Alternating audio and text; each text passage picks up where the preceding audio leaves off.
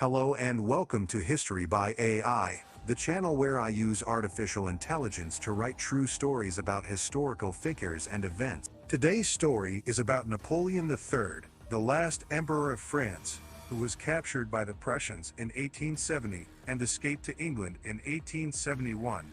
How did he manage to flee from his prison and reunite with his family? Let's find out in this episode of History by AI. The escape of Napoleon III. Napoleon III was the nephew of Napoleon I and the last emperor of France.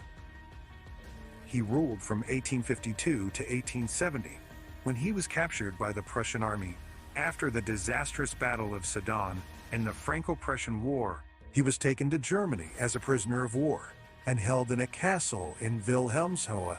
There, he was treated with respect by his captors. But he longed for freedom and his family. He had a loyal companion, the doctor named Kano, who stayed with him and helped him cope with his illness and depression. One day, in January 1871, he received a letter from his wife, Eugenie, who had escaped to England with their son, the Prince Imperial. She told him that she had arranged a plan for his escape with the help of some friends and supporters.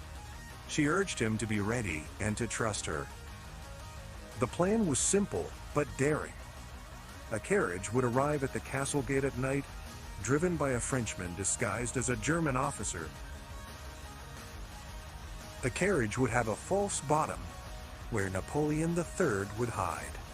The driver would show a forged pass to the guards and drive out of the castle grounds.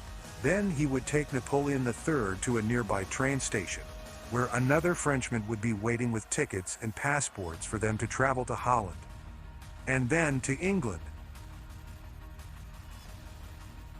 Napoleon III agreed to the plan and waited for the signal from his wife.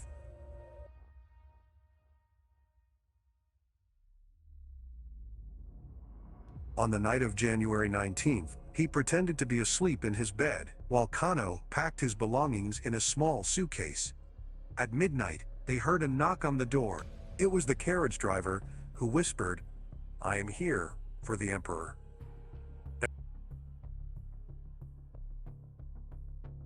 Napoleon III got up and put on a long coat and a hat. He followed the driver to the carriage, where he climbed into the hidden compartment. Kano joined him, carrying the suitcase. The driver closed the lid and drove to the gate. He showed his pass to the guard, who let him through without suspicion.